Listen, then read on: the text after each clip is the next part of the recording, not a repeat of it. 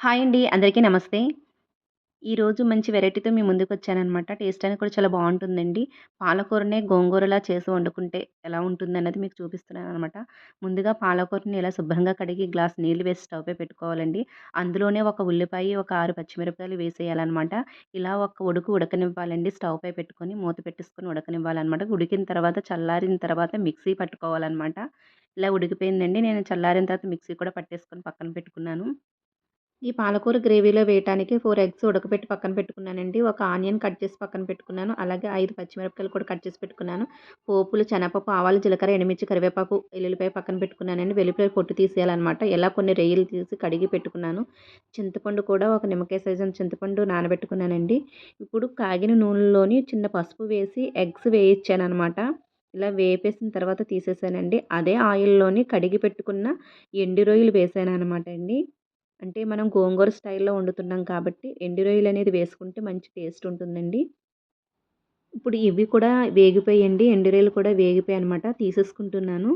తీసేసుకొని పక్కన పెట్టేసుకోవాలండి. ఎగ్స్ ఎలా తీసుకున్నామో అలాగే రొయ్యలు వేగిపోయిన తర్వాత కూడా తీసి పక్కన పెట్టుకోవాలండి.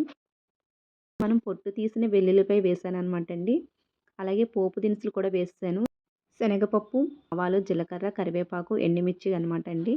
ఇప్పుడు అవి వేగిన తర్వాత కట్ చేసి పెట్టుకున్న ఒక ఆనియన్, ఒక 5 పచ్చిమిరపకాయలు వేసాననమాట.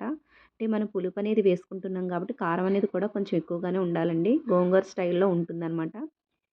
ఇప్పుడు ఈ పోపు మొత్తం కూడా వేగిపోయిందనమాట. ఇప్పుడు గ్రైండ్ చేసి పెట్టుకున్న పాలకూర పేస్ట్‌ని వేసేసుకున్నాను ఇందులోని. ఇప్పుడు ఇది కొంచెం దగ్గరికి వేగాలనమాట అండి. వాటర్ అనేది ఉంది కదా! అదంతా కూడా అయిపోవాలనమాట. ఇప్పుడు ఇందులో నేను సాల్ట్ యాడ్ చేశానండి. 2 స్పూన్స్ సాల్ట్ అనేది వేశాననమాట. అలాగే కారం కూడా వేశాననమాట. ఒక స్పూను కారం వేశానండి. చూసుకొని వేసుకోవాలి. మనం పచ్చిమిర్చి ఆల్రెడీ 2 టైమ్స్ ఏసాము. అలాగే ఎండుమిర్చి కూడా వేసాం కదా! ఇప్పుడు కారం ఒక స్పూన్ వేశాననమాట. చూడండి పాలకూర అంతా కూడా వాటర్ కంటెంట్ అయిపోయింది, ఎగిపోయింది కదా! ఇప్పుడు మనం వేయించి పెట్టుకున్న ఎండు రొయ్యలు, ఎగ్స్ కూడా వేసేసాననమాట ఇందులోని. ఇప్పుడు ఇది కొద్దిగా దగ్గరకవ్వాలండి. ఇలా ఆ గ్రేవీ అనేది చూడండి దగ్గరికయిపోయిన తర్వాత మనం చింతపండు నానబెట్టుకున్నాం కదండీ! నిమ్మకాయ సైజంత చింతపండు నానబెట్టుకున్నాం కదా! ఆ పులుపు ఇందులో వేసేసుకోవాలనమాట. మీరు పులుపు ఎలా తింటారో చూసుకొని వేసుకోండి. ఇప్పుడు దగ్గరికయిపోయిందండి పాలకూర అంతా కూడా గ్రేవీ దగ్గరికయింది కదా! ఆ చింతపండు పులుపుని ఇందులో వేసేసాననమాట. ఇలా చింతపండు పులుపు వేసిన తర్వాత కొద్దిగా నేను వాటర్ అనేది కొంచెం ఎక్కువనే వేసుకున్నాననమాట. అంటే మరగాలండి. అప్పుడు టేస్ట్ ఉంటుందనమాట. నేను 2 గ్లాసెస్ వాటర్ అనేది వేసాననమాట. ఇలా చూసారా? ఇలా ఉడకాలనమాట. మూత పెట్టేసుకోవాలండి. మూత తీసుకుంటూ కలుపుకుంటూ ఉండాలి మధ్య మధ్యలోని. గ్రేవీ అనేది దగ్గరికవ్వాలండి. టేస్ట్ అనేది చాలా బావుంటుంది. గోంగూరలా ఉంటుందనమాట అండి. మీరు కూడా ట్రై చేసి చూడండి.